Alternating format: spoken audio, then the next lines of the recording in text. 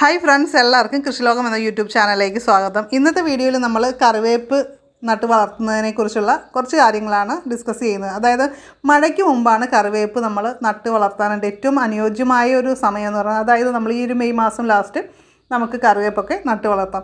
കറിവേപ്പ് കിട്ടാൻ വലിയ പാടൊന്നുമില്ല. ഏതെങ്കിലും ഒരു കറിവേപ്പ് നമ്മുടെ അടുത്തെവിടെയെങ്കിലും വീടുകളിലുണ്ടെങ്കിൽ അതിൻ്റെ ചുവട്ടിൽ നിറയെ തൈകൾ കാണും. അവിടെ നിന്ന് ഒരെണ്ണം പറിച്ചെടുത്ത് നമുക്ക് വേര് പൊട്ടാതെ പറിച്ചെടുത്ത് കഴിഞ്ഞാൽ നമുക്കൊരു കുഴി കുഴിച്ച് അതിൻ്റെ അകത്ത് നമുക്ക് വളമൊക്കെ ഇട്ട് നമുക്കതിൽ നട്ട് പിടിപ്പിക്കാവുന്നതാണ്. ഒരു കാര്യം ശ്രദ്ധിക്കാനുള്ളത്, വെള്ളം നിൽക്കാത്ത സ്ഥലമായിരിക്കണം. അതുപോലെ തന്നെ നല്ല നീർവാഴ്ച, ഇത്തരം കാര്യങ്ങളാണ് നമ്മൾ ശ്രദ്ധിക്കേണ്ടത്. പിന്നെ നന്നായിട്ട് ജൈവ വളങ്ങൾ ചെടിക്ക് ഇട്ട് കൊടുക്കുക, അതും വളരെ പ്രധാനപ്പെട്ട ഒരു കാര്യമാണ്. അപ്പോൾ ചെടി നന്നായിട്ട് വളരുന്നതാണ്. നമ്മുടെ വീട്ടിലെ ആവശ്യത്തിനുള്ള കറിവേപ്പില നമ്മുടെ വീട്ടിൽ തന്നെ നമുക്ക് ഉണ്ടാക്കിയെടുക്കാനായിട്ട് വളരെ എളുപ്പത്തിൽ സാധിക്കും. അപ്പോൾ ചെടി നന്നായിട്ട് വളരുന്നില്ല, അല്ലെങ്കിൽ ചെടിക്ക് ഭയങ്കര ഒരു തളർച്ച പോലെ എന്നൊക്കെ എനിക്ക് കമൻറ്റ്സ് വരാറുണ്ട്. അപ്പോൾ അതെന്ന് പറയുന്നത് നമുക്ക് നീർവാഴ്ച നന്നായിട്ടില്ലാതെ വെള്ളം കെട്ടി നിൽക്കുന്ന അവസ്ഥയിലോ അങ്ങനെ എന്തെങ്കിലുമൊക്കെ ഉണ്ടോ എന്നൊന്ന് ശ്രദ്ധിക്കുക. അതാണ് ഫസ്റ്റ് എനിക്ക് പറയാനുള്ളത് കേട്ടോ. അതുപോലെ ഇല മുരടിപ്പ് കാണുന്നുണ്ടെങ്കിൽ അത് മണ്ടരിയുടെ ആക്രമണം മൂലമാകാം. അതുപോലെ തന്നെ ഇലയിൽ ഇങ്ങനെ എന്തോ പ്രാണികളോ മറ്റോ വന്നിട്ട് ഇങ്ങനെ കരണ്ട് തിന്ന പോലെ പകുതി ഇലയായിട്ടൊക്കെ കാണാറില്ലേ, അതെന്താണെന്ന് വെച്ചാൽ പുഴുക്കളായിരിക്കും. ചിത്രശലഭത്തിൻ്റെ ആ പുഴുക്കൾ കടിച്ച് തിന്നുന്നതായിരിക്കും. ഇളം ഇലകളായിരിക്കും കൂടുതലും ഇത് കടിച്ച് തിന്നുക. അപ്പോൾ പിന്നെ പുതുതായിട്ടുള്ള ഇലകൾ വരാനായിട്ട് ബുദ്ധിമുട്ടാകും. അങ്ങനെയുള്ള പ്രശ്നങ്ങളൊക്കെ ചെറിയ ചെടികളിൽ നമ്മൾ കൂടുതലായിട്ട് കണ്ടുവരാറുണ്ട്. നമ്മുടെ ചെടിയുടെ വളർച്ച തന്നെ മുരടിപ്പിക്കുന്ന ഒരു അവസ്ഥയിലേക്ക് അത് പോകാറുണ്ട്. അപ്പോൾ അതിന് നമ്മൾ വളരെ സിമ്പിളായിട്ട് പറയാനാണെങ്കിൽ കഞ്ഞിവെള്ളം ഇടയ്ക്കൊന്ന് തളിച്ച് കൊടുക്കാം. അതായത് നമ്മുടെ ഡിഷ് വാഷില്ലേ, അത് നമുക്ക് ഒരു 2-3 തുള്ളി കുറച്ച് വെള്ളത്തിൽ മിക്സ് ചെയ്തതിന് ശേഷം അത് ഇലകളിൽ സ്പ്രേ ചെയ്ത് കൊടുക്കാം. സിമ്പിളായിട്ട് ചെയ്യാവുന്ന മെത്തേഡ്സാണ് ഇതെല്ലാം തന്നെ. അതുപോലെ തന്നെ വേപ്പെണ്ണ 20 മില്ലി 1 ലിറ്റർ വെള്ളത്തിൽ ലയിപ്പിച്ചതിന് ശേഷം സ്പ്രേ ചെയ്ത് കൊടുക്കാം. ഇത്തരം കാര്യങ്ങൾ നമ്മൾ മാറി മാറി ചെയ്യുകയാണെങ്കിൽ, അത് ചെറിയ ചെടികൾക്കാണെങ്കിൽ ആഴ്ചയിൽ 1-2 പ്രാവശ്യം വെച്ചിട്ട് ചെയ്യുക. അങ്ങനെ ചെയ്യുകയാണെങ്കിൽ പുതിയ ഇലകളൊക്കെ നമുക്ക് നിലനിന്ന് കിട്ടുകയും അത് നല്ല പച്ചപ്പോടു കൂടി വളരുകയും ചെയ്യും. സ്പ്രേ ചെയ്ത് കൊടുക്കുമ്പോൾ ഇലകളിലും തണ്ടുകളിലും അതുപോലെ ഇലയുടെ അടിഭാഗത്തും ഒക്കെ നന്നായിട്ട് തന്നെ വീഴത്തക്ക വിധത്തിൽ സ്പ്രേ ചെയ്ത് കൊടുക്കുക. നമ്മുടെ ശരീരത്തിലുള്ള വിഷാംശം അഥവാ ടോക്സിൻസൊക്കെ അകറ്റാനായിട്ട് കറിവേപ്പിലയിലുള്ള ആൻറ്റി ഓക്സിഡൻസിന് പ്രത്യേക കഴിവുണ്ട്. അതുകൊണ്ട് തന്നെ കറിവേപ്പില നമ്മൾ ഡെയിലി ആഹാരത്തിൽ ഉൾപ്പെടുത്തുക. അപ്പോൾ അങ്ങനെ ചെയ്യുകയാണെങ്കിൽ നമുക്ക് രോഗപ്രതിരോധ ശേഷി ലഭിക്കും. അതുപോലെ ക്യാൻസർ പോലുള്ള പ്രശ്നങ്ങളൊക്കെ നമുക്ക് വരുന്നതിനെ തടയാനും നല്ല രീതിയിൽ സഹായിക്കും. അതുകൊണ്ട് ഇത് വിഷമടിക്കാത്ത നമ്മുടെ വീട്ടിലുണ്ടാകുന്ന കറിവേപ്പില തന്നെ ഉപയോഗിച്ചാൽ മാത്രമേ ആ ഒരു ഗുണം കിട്ടുള്ളൂ. അല്ലെങ്കിൽ കറിവേപ്പിന് കീടശല്യം തീർച്ചയായിട്ടും ഉണ്ടാകുന്നൊരു കാര്യമാണ്. അപ്പോൾ നമ്മൾ വാങ്ങുന്ന കറിവേപ്പിലയൊക്കെ ആണെങ്കിൽ അവിടെ കൂടുതലും ജൈവ കീടനാശിനി ആയിരിക്കില്ല ഉപയോഗിക്കുന്നത്. അതാണ് ഒരു പ്രശ്നം വരുന്നത്. അപ്പോൾ നമ്മൾ എന്തായാലും നമ്മുടെ വീട്ടിൽ തന്നെ വെച്ച് പിടിപ്പിച്ച കറിവേപ്പില മാത്രം മാക്സിമം ഉപയോഗിക്കുക.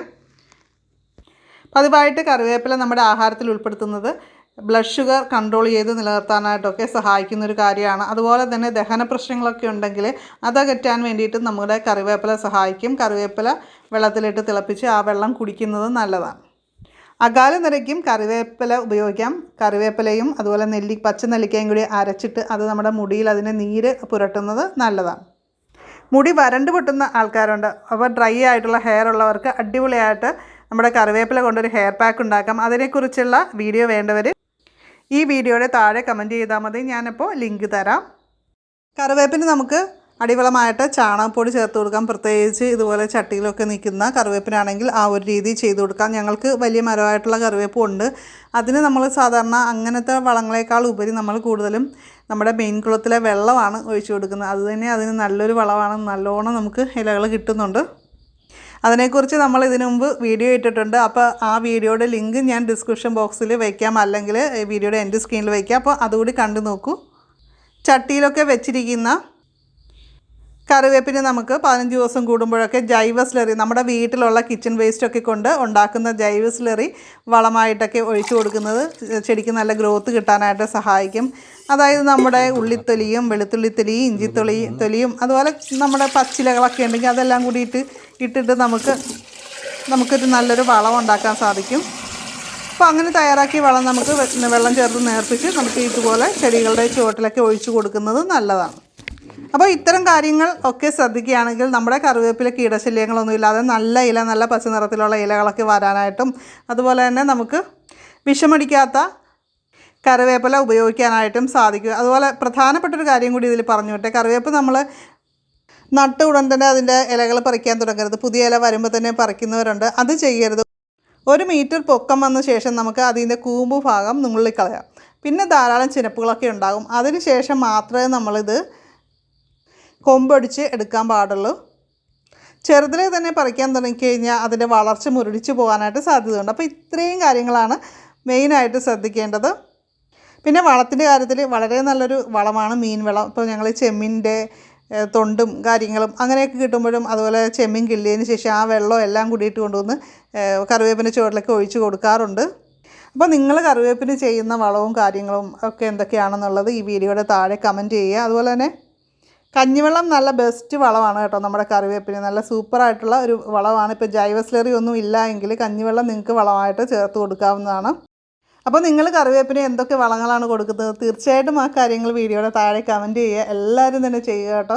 അപ്പോൾ അത് എല്ലാവർക്കും വായിക്കുമ്പോൾ അതൊരു കൂടുതലൊരു പുതിയൊരു അറിവും കാര്യങ്ങളും ഒക്കെ കിട്ടാനായിട്ട് സഹായിക്കും. നമ്മൾ മറന്നുപോയ കൊച്ചു കൊച്ചു കാര്യങ്ങളായിരിക്കും, പക്ഷേ അത് വീണ്ടും ഓർത്തെടുക്കാനായിട്ട് അത് ഹെൽപ്പ് ചെയ്യും. അപ്പോൾ വീഡിയോ കണ്ട എല്ലാവർക്കും നന്ദി.